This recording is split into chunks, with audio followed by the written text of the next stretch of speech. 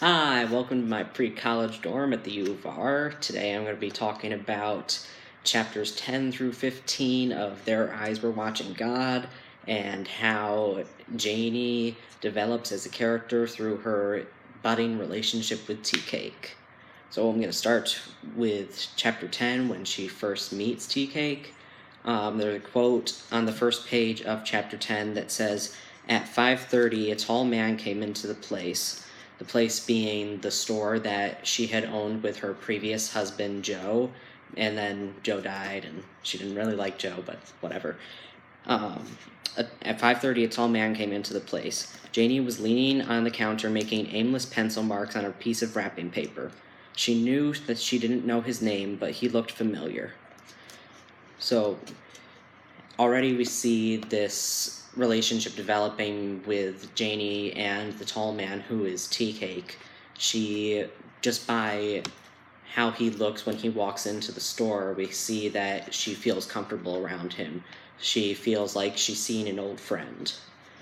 And after he comes into the store, they go on to talk about buying cigarettes and other trivial things, but then Tea Cake offers to teach her how to play checkers, which is actually a really big thing because during her past two marriages with Logan and Joe, she, especially with her relationship with Joe, she was really suppressed and not allowed any independence.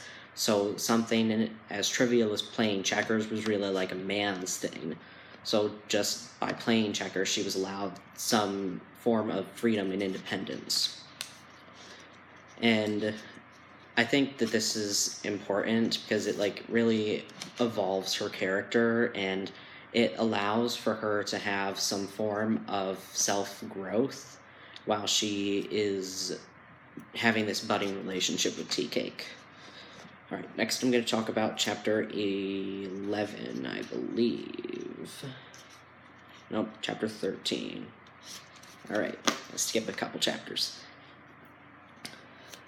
So this is after they've gotten married, and to be honest, I personally think that Janie is a really naive person. She goes into all her relationship with Joe and her relationship with Tea Cake in the same way. She really jumps headfirst into these relationships, and because of that, I feel like she never really grew up, and she has this naive idea of how love should be and how a marriage should be, and she keeps chasing after this idea of what she actually calls a bee to her blossom, which is a recurring symbol, also known as a motif in the book. She, as a child, is sitting under a pear tree and she sees a bee pollinating a blossom, and that's actually her first sexual awakening experience. She says, so this is what a marriage is like, and that becomes her ideal of what she wants to have in her future marriages. She doesn't get that with her first husband, Logan, and then she runs off with Joe, and she thinks that she's going to have this perfect relationship with him, but then he ends up to be a super suppressing person who wants her to be the typical old-time housewife who is seen and not heard and is just pretty much a servant to his every whim. But that's just not Janie. She's just not okay with that. She wants to be an independent woman. So after Joe dies, she gets married to Tea Cake, and then this quote from page 144 is after they have just gotten married.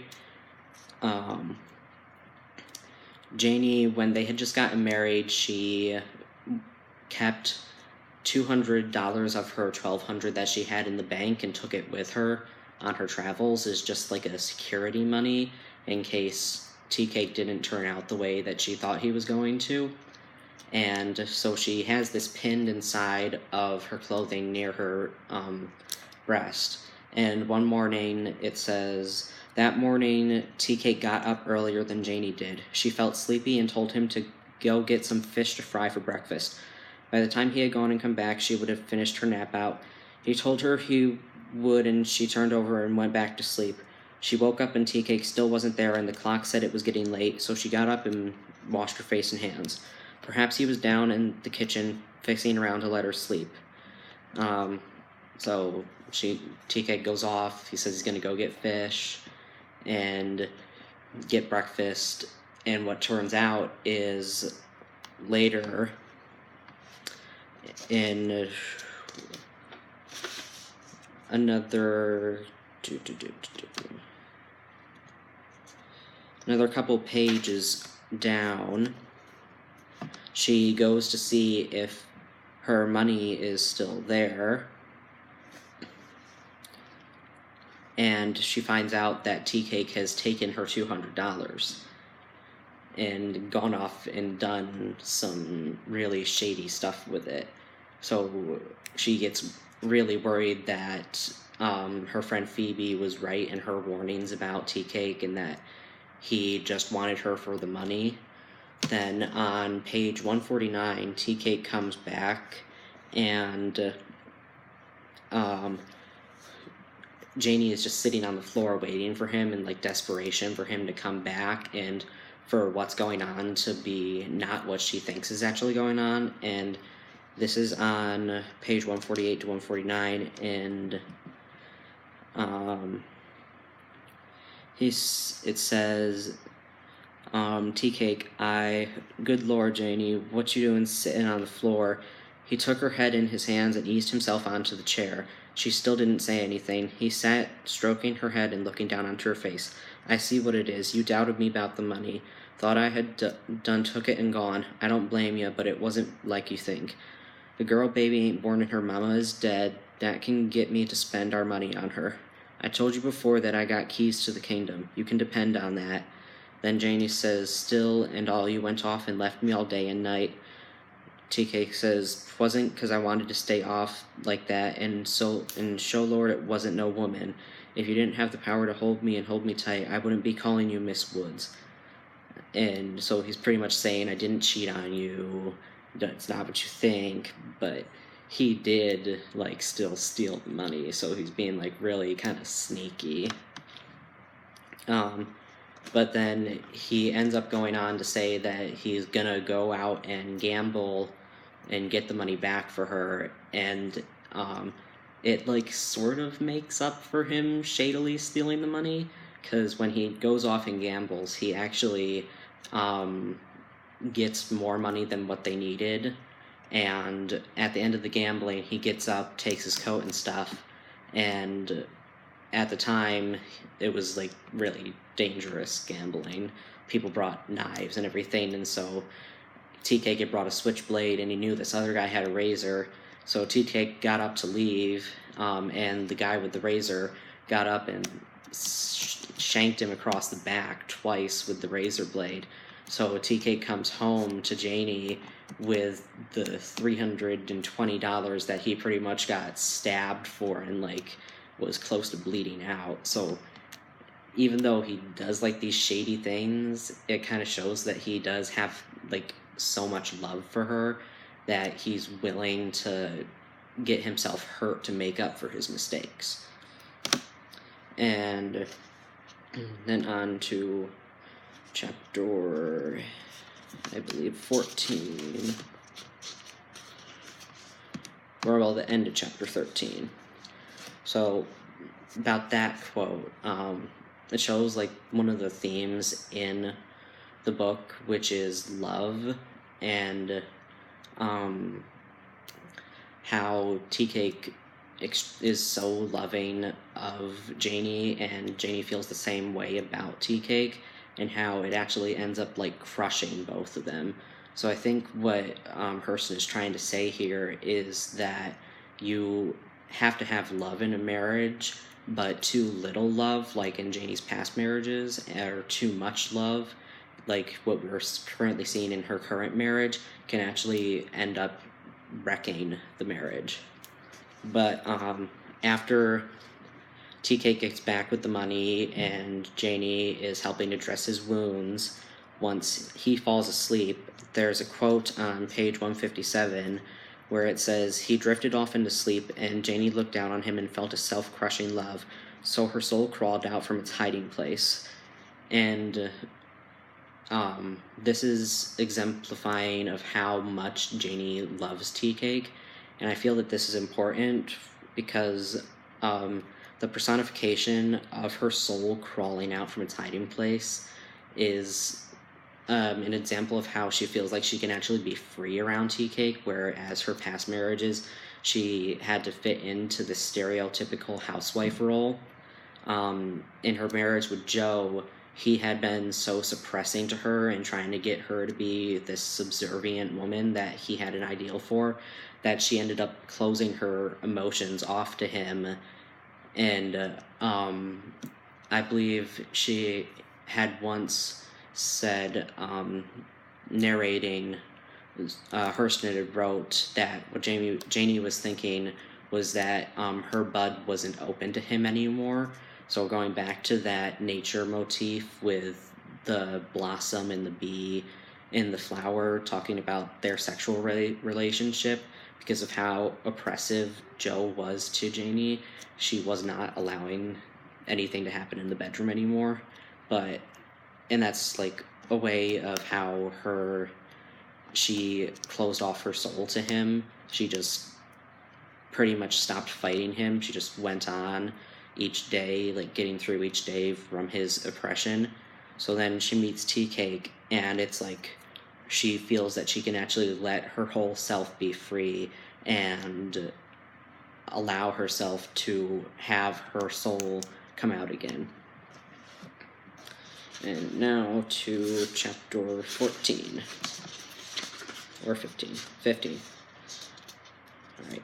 In this chapter, Janie gets jealous. I actually kind of love this part.